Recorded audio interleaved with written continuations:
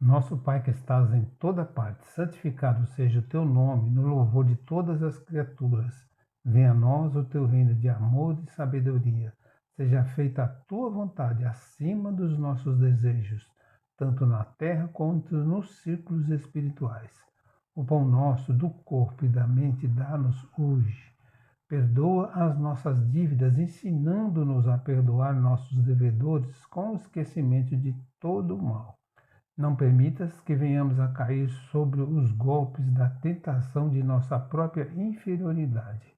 Livrai-nos do mal que ainda reside em nós mesmos, porque só em ti brilha a luz eterna do reino e do poder, da glória e da paz, da justiça e do amor para sempre. Que assim seja. Graças a Deus, graças a Jesus. Evangelho de Jesus segundo o Espiritismo, estamos no capítulo 7. Vamos lá no item 12. Instruções dos Espíritos. Continuação do orgulho e a humildade. No item 12.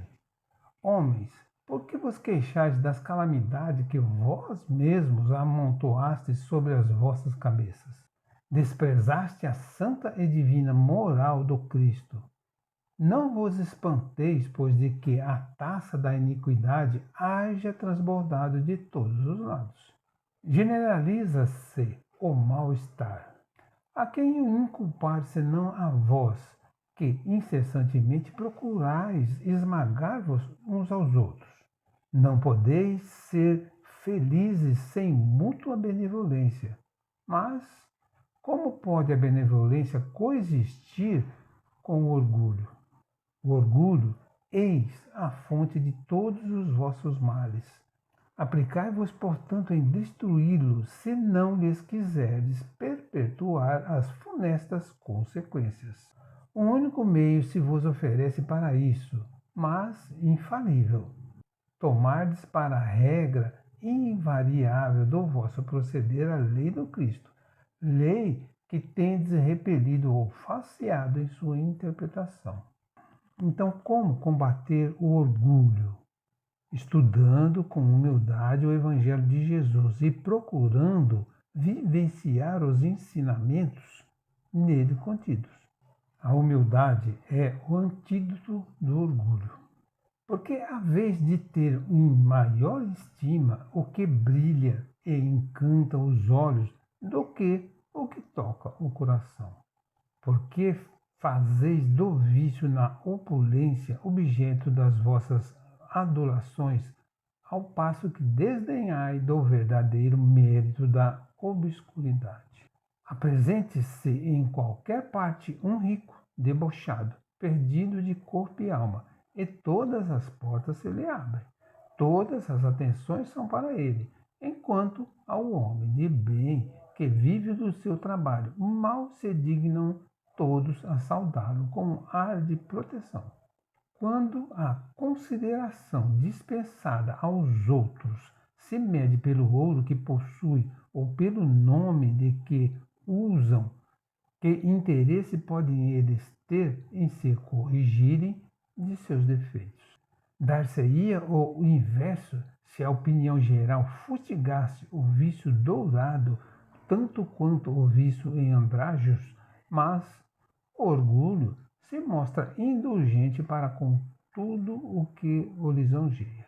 Séculos de cupidez e de dinheiro, dizeis, sem dúvida, mas por que deixaste que as necessidades materiais sobrepujassem o bom senso e a razão? Por que há de cada um querer elevar-se acima do seu irmão? Desse fato sofre hoje a sociedade as consequências. Então, quais os vícios causados pelo orgulho? Paixão pelos bens materiais, inveja, ciúmes, egoísmo, etc. Quando os vícios do orgulho se instalam no coração do homem, a vida torna-se um constante tormento. Não esqueçais que tal estado de coisas é sempre sinal certo de decadência moral.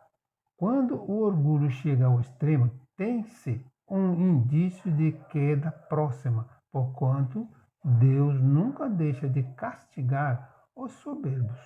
Se por vezes consente que eles subam, é para lhes dar tempo à reflexão e a que se emendem sobre os golpes que de quando em quando lhes desfere no orgulho para os advertir. Todavia, em lugar de se humilharem, eles se revoltam. Então, cheia a medida, Deus os abate completamente, e tanto mais horrível lhes é a queda, quanto mais alto hajam subido. O que acontece quando o orgulho chega ao extremo? Tem-se o indício de uma queda próxima, pois Deus pune sempre os soberbos. Quanto maior a subida de um orgulhoso, mais terrível é a sua queda. O orgulho deixará um dia de ser um mal na sociedade? Sim. Aos que não atendem aos apelos fraternos do Evangelho, a justiça divina reserva processos dolorosos de correção mediante reencarnação adequada. Deus nunca deixa de castigar os soberbos. Se por vezes consente que eles subam, é para lhes dar tempo à reflexão e a que se emendem. Pobre raça humana, cujo egoísmo corrompeu todas as sendas, toma novamente coragem, apesar de tudo. Em sua misericórdia infinita, Deus te envia poderoso remédio para os teus males, um inesperado socorro à tua miséria. Abre os olhos à luz. Aqui estão as almas do que já vivem na terra e que te vêm chamar ao cumprimento dos deveres reais. Eles te dirão com a autoridade da experiência quanto às vaidades e às grandezas da vossa passageira existência são mesquinhas a par da eternidade. Dir-te-ão que lá o maior é aquele que haja sido o mais humilde entre os pequenos deste mundo, que aquele que mais amou os seus irmãos será também o mais amado no céu. Que os poderosos da terra se abusaram da sua autoridade, ver-se-ão reduzidos a obedecer os seus servos. Que finalmente a humildade e a caridade, irmãs que andam sempre de mãos dadas, são os meios mais eficazes de se obter graças diante do Eterno. Adolfo, bispo de Argel, Marmente, 1862. O que devemos fazer para obter graças diante de Deus? Devemos ser humildes e caridosos para com o próximo. Conclusão. A ninguém é impedido corrigir-se dos vícios oriundos do orgulho. O Evangelho é o roteiro de luz em forma de bênçãos a todas as criaturas de obter graças diante de Deus. Devemos ser humildes e caridosos para com o próximo. O mais humilde entre os pequenos deste mundo será o maior na eternidade. As posições sociais de destaque são condenáveis? Não.